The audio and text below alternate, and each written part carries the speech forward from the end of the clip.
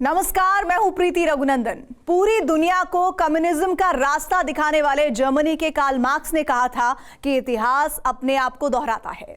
America और NATO का इतिहास भी अब खुद को दोहराने के लिए मचल रहा है। सोवियत संघ के कम्युनिस्ट शासन के खिलाफ 74 साल पहले नेटो बना था और अब नेटो ने कम्युनिस्ट चीन से टकराने का मन बना लिया है। अमेरिका को कम्युनिस्ट विचारधारा से नफरत क्यों है? अमेरिका ने चीन को घेरने के लिए नेटो जैसे कितने संगठनों का चक्रव्यूह बनाया है? यूक्रेन संकट के बीच ही नेटो ने चीन को खुली चेतावनी क्यों दी?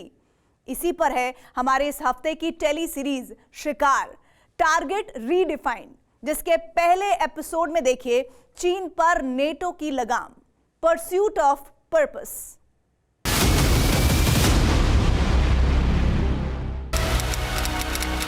ग्यारह जुलाई 2023, विल्नियस, लिथुआनिया।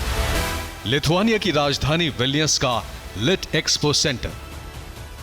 बाल्टिक देशों के सबसे बड़े एक्सपो सेंटर में नेटो के 31 सदस्य देशों के राष्ट्राध्यक्ष मौजूद थे। पूरी दुनिया की निगाहें इस बात पर टिकी थीं कि यूक्रेन रूस युद्ध में नेटो का नया रुख क्या होगा। क्या यूक्रेन को नेटो की सदस्यता मिलेगी? क्या नेटो के सदस्य देश रूस पर और शिकंजा कसने का ऐलान करेंगे? बीते 2 सालों से नेटो के शिखर सम्मेलन का एजेंडा रूस और यूक्रेन ही थे और इस बार भी सबकी निगाहें यूक्रेन रूस युद्ध में नेटो के रोल पर ही थी। लेकिन नेटो का निशाना कहीं और था। शिखर सम्मेलन शुरू होने के साथ ही नेटो ने ऐलान कर दिया कि रूस का जो होगा वो होगा, लेकिन अब उसके टारगेट पर रूस नहीं बल्कि चीन है। नेटो महासचिव ने सिर्फ कहा नहीं, बल्कि शिखर सम्मेलन से एक दिन पहले अमेरिका की विदेश नीति और वैश्विक मुद्दों का विश्लेषण करने वाली 101 साल पुरानी मैगजीन फॉरेन अफेयर्स पर लिख भी दिया कि दूसरे देशों के साथ चीन की दादागिरी और चीन के अंदर दमनकारी नीतियों पर नेटो अब चुप नहीं रह सकता, क्योंकि चीन की हरकतों को नेटो अपने सदस्य देशों की सुरक्षा, उनके हित और मूल्यों के लिए चुनौती मान चुका है।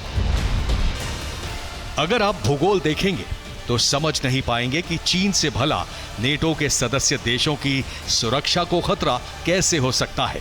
नेटो के 31 सदस्य देशों में किसी भी देश की सीमा चीन से नहीं जुड़ी है। नेटो के किसी सदस्य देश के साथ चीन का कोई सीमा विवाद नहीं है।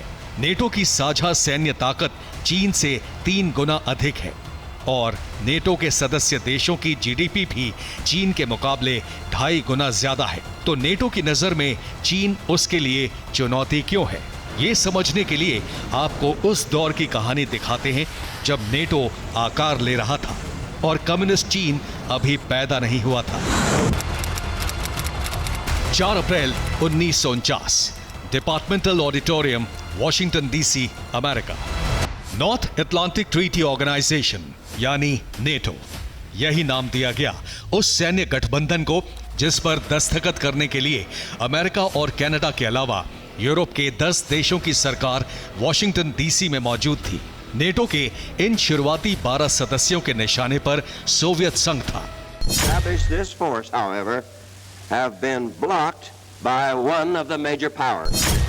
जिस महाशक्ति के खिलाफ नेटो वजूद में आया उसका नाम था सोवियत संघ। दूसरे विश्व युद्ध में सोवियत संघ भी अमेरिका और ब्रिटेन के साथ ही था। हिटलर के जर्मन राष्ट्रवाद और इंपीरियल जापान से जंग सोवियत संघ ने भी लड़ी थी, लेकिन दूसरा विश्व युद्ध खत्म होते ही सोवियत संघ से अमेरिका और यूरोप को डर लगने लगा। इस डर की वजह थी पूर्वी यूरोप में कम्युनिज्म का विस्तार। अमेरिका का आरोप था कि पूर्वी यूरोप में कम्युनिस्टों का दबदबा सोवियत संघ की विस्तारवादी नीति का नतीजा है। इसी दौरान 2 बड़ी घटनाएं हुई। 30 मार्च 1946, पियरिया, ग्रीस। दक्षिण यूरोप के देश ग्रीस में कम्युनिस्टों और लोकतंत्र समर्थकों के बीच सिविल वॉर छिड़ गई। ग्रीस के कम्युनिस्टों को सोवियत संघ और अल्बानिया के कम्युनिस्टों का समर्थन हासिल था। ग्रीस के लोकतंत्र समर्थक मदद के लिए अमेरिका और ब्रिटेन से गुहार लगा रहे थे। ग्रीस के गृह युद्ध में दखल देना है या नहीं, ये फैसला करने से पहले ही अमेरिका के सामने एक और फरियाद आई। 7 अगस्त 1946, मरमारा सी, तुर्की। तुर्की के एक टापू पर सोवियत संघ के सुप्रीम लीडर जोसेफ स्टालिन ने हमला कर दिया। तुर्की का मरमारा सी रणनीतिक लिहाज से बहुत अहम था। ब्लैक सी से भूमध्य सागर को जोड़ने वाला आसान रास्ता मरमारा सी ही था और सोवियत संघ इस पर कब्जा करना चाहता था। मदद के लिए तुर्की ने भी अमेरिका से गुहार लगाई, जिसका जवाब देते हुए अमेरिका के तत्कालीन राष्ट्रपति हैरी एस ट्रूमन ने ऐलान कर दिया कि दुनिया में जहां भी तानाशाही और ताकत के दम पर कम्युनिज्म का विस्तार होगा, वहां अमेरिका जरूर टांग अड़ाएगा। 12 मार्च 1947, अमेरिकी संसद, वॉशिंगटन डीसी, अमेरिका।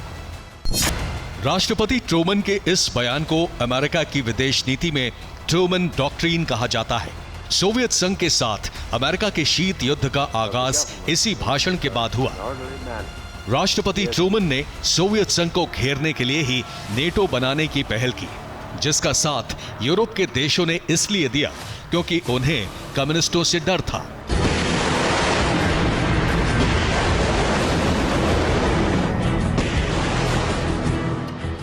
अब अमेरिका और नेटो का वही डर फिर से जिंदा हो गया है। 74 साल पहले नेटो को जो खतरा सोवियत संघ से महसूस हो रहा था, वही खतरा अब चीन से है।